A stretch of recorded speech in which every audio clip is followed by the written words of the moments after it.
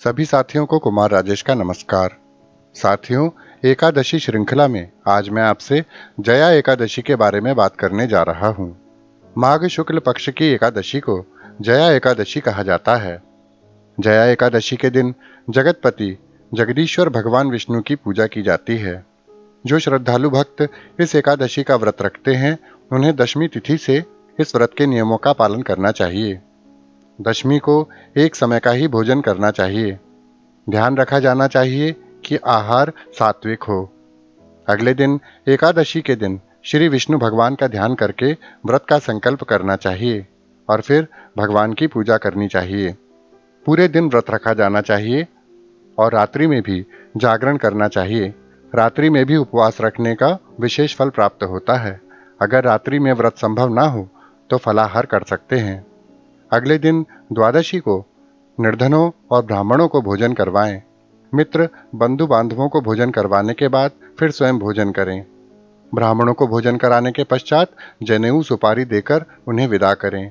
इस प्रकार नियम निष्ठा से व्रत रखने से व्यक्ति पिशाच योनि से भी मुक्त हो जाता है।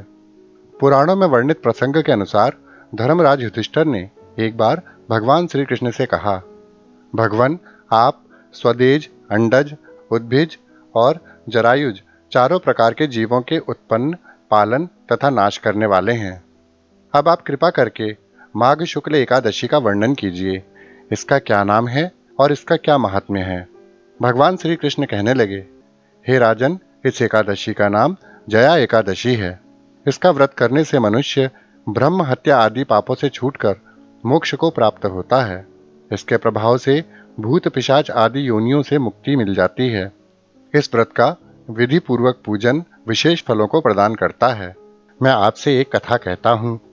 एक समय नंदनवन में उत्सव चल रहा था। नंदनवन स्वर्ग में है। इस उत्सव में सभी देवता, सिद्ध संत और दिव्य पुरुष उपस्थित थे। सभी अप्सराएं और गंधर्व वहां उपस्थित थे और अपनी अपनी कलाओं का प्रदर्शन कर रहे थे।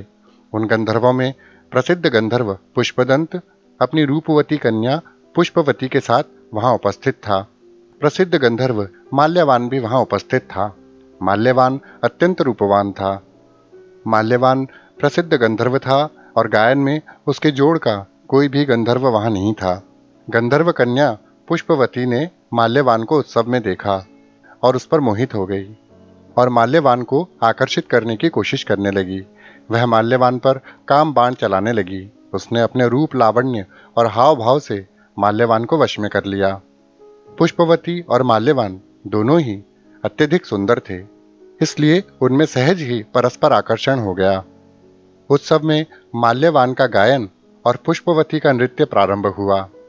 पुष्पवती सभा की मर्यादा को भूलकर माल्यवान को आकर्षित करने के लिए उसकी तरफ आकर नृत्य करने लगी।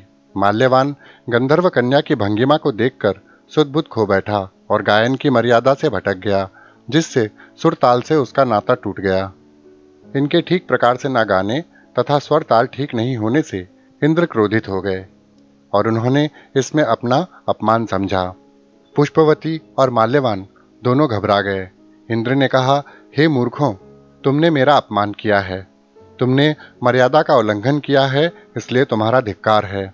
अब तुम दोनों पृथ्वीलोक पर पिशाच के रूप में जाकर अपने कर्मों का फल भोगो। इसी क्षण से तुम दोनों पिशाच योनि में पृथ्वी पर अपने कर्मों का फल भोगोगे।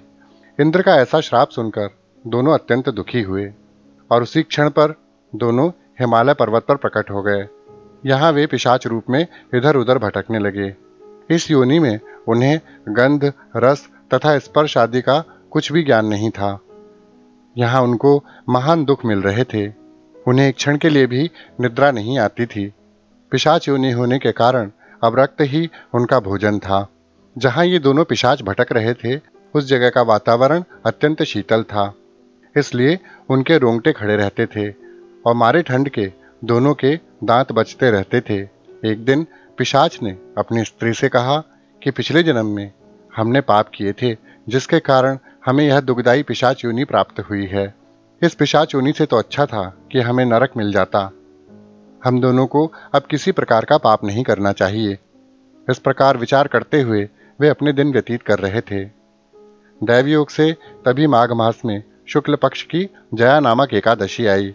संयोग से उस दिन दोनों पिशाचों ने कुछ भी भोजन नहीं किया था और ना ही कोई पाप कर्म किया था। केवल फल फूल खाकर ही पूरा दिन व्यतीत किया था। और सायंकाल के समय वे दोनों एक पीपल के वृक्ष के नीचे बैठ गए। उस समय सूर्यास्त हो रहा था। उस रात को अत्यंत ठंड थी। इस कारण दोनों शीत के मारे दुखी होकर मृतक के समान आपस में चिपटे हुए थे। उस पूरी रात्रि उन्हें निद्रा भी नहीं आई। जया एकादशी के उपवास और रात्रि के जागरण से दोनों को एकादशी के व्रत का फल मिला। द्वादशी के दिन सुबह होते ही दोनों की पिशाच योनि छूट गई। अत्यंत सुंदर गंधर्व और अप्सरा की देह धारण कर सुंदर वस्त्राभूषणों से अलंकृत होकर उन्होंने स्वर्गलोक को प्रस्थान किया। उस समय आकाश में देवता उनकी स्तुति करते हुए पुष्प वर्षा करने लगे। स्वर्गलोक में जाकर इन दोनों ने देवराज इंद्र को प्रणाम किया। इंद्र इनको पहले जैसे रूप में देखकर अत्यंत आश्चर्यचकित हुए और पूछने लगे कि तुमने अपनी पिशाच योनि से किस तरह छुटकारा पाया। माल्यवान ने कहा, हे देवेंद्र, भगवान विष्णु की कृपा और जया एकादशी के व्रत के प्रभाव से ही हमारी पिशाच देह छूटी है। तब इंद्र बोले कि हे माल्यवान, भगवान की कृपा और एकादशी का व्रत करने से न केवल तुम्हारी पिशाच योनि छूट गई, वरन आप लोग हम लोगों के भी वंदनीय हो गए, क्योंकि भगवान विष्णु और शिव के भक्त हम लोगों के भी वंदनीय हैं। अतः आप धन्य हैं। अब आप पुष्पवती के साथ जाकर विहार कीजिए। इतनी कथा सुनाकर श्री कृष्ण भगवान ने युधिष्ठिर से कहा, हे राजा युधिष्ठिर, इस जया एकादशी के व्रत से पाप योनि छूट जाती है। जिस मनुष्य ने इस एकादशी का व्रत किया है उसने मानो सब यज्ञ जप दान आदि कर लिए। जो मनुष्य जया एकादशी का व्रत करते हैं वे अवश्य ही 1000 वर्ष तक स्वर्ग में वास करते हैं। तो साथियों, जया एकादशी के बारे में यह जानकारी आपको अवश्य अच्छी लगी होगी। इसी के साथ अपने मित्र कुमार राजेश को विदा दीजिए। नमस्कार। सदैव खुश रहिए, मुस्कुराते रहिए। जय श्री हरि।